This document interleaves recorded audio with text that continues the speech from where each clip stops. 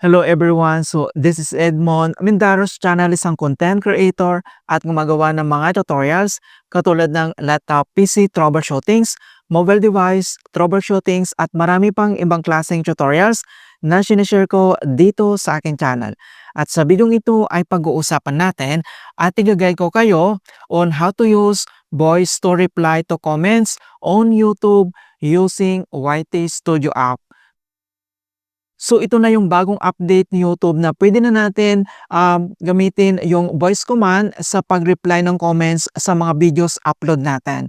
Okay, kung hindi mo kabisado kung paano ba gamitin yan at i-view yung bagong update, then ang video ito ay makakatulong sa iyo as your guide. Kaya wag na natin patagalin at start na natin. So ang next step ay kailangan mo lang i-open dito yung YT Studio app, then click mo lang. So, dito lang sa top right corner, kailangan mo lang i-click dito yung bell notifications. At dito lang sa ating bell notifications, then dito lang sa pinakataas, kailangan mo lang mag-slide. And then, kailangan mo lang i-select dito yung news, dito lang sa right corner niya.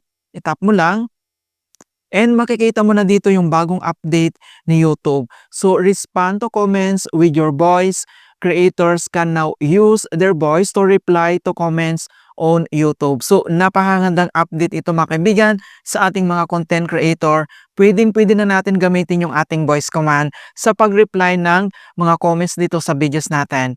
The next step, kung paano ba natin yan gawin. So, dito lang ulit sa taas, iselect mo lang dito yung comments. And then, select ka lang dito kung anong comment yung gusto mong replyan. Gamit lang yung ating voice. And then next, iselect mo lang yung comments na yan. So, dito lang sa comment mga kaibigan ng ating video kung paano ba natin gamitin yung ating voice. So, kailangan mo lang i-select dito yung comment icon. Once na-tap mo na yan, and then dito naman ay automatic magta-type ka na dito.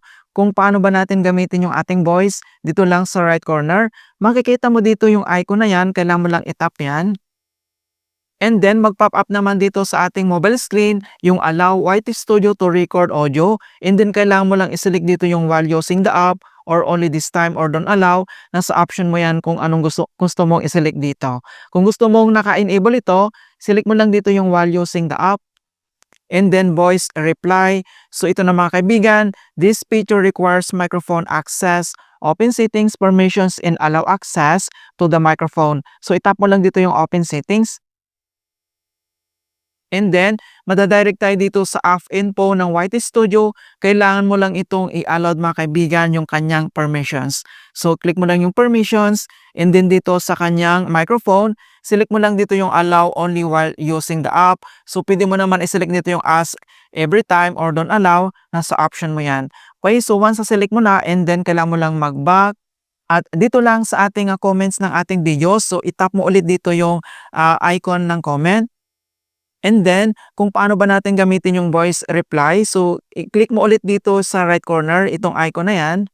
And then, makikita mo na dito yung voice reply. So, replying this channel. And then, tap to record 30 seconds yung maximum. So, kailangan mo lang itap dito yung red icon na yan. And then, makita mo na dito na nagre-record na yung voice natin. Yung gusto natin sabihin sa comments natin, yung i-reply natin dito. Tignan nyo mga kaibigan na nagre-record na siya. Okay, so pwede mo naman itong i-cut na kung gusto mong inap na yung comments mo sa video. So pwede mong i-click yan. And then, pwede mo naman itong i-check yung voice comment mo mga kaibigan. I-click mo lang dito yung play or i-tap mo lang dito yung icon na yan. Ayan, so makita mo na dito na voice reply uploading. Okay, so wait mo lang na makomplete yung uploading ng voice natin sa pag-reply ng comments.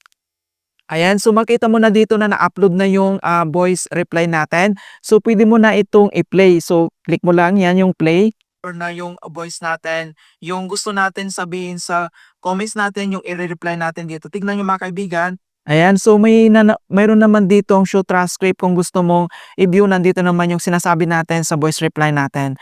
Alright, so ganoon na po kasimple kung paano natin gamitin yung voice reply gamit lang yung ating YT Studio. In hope na nakapagbigay ako ng konting kalaman at guide tungkol sa YT Studio app tutorials. Thank you guys and see you in my next tutorials.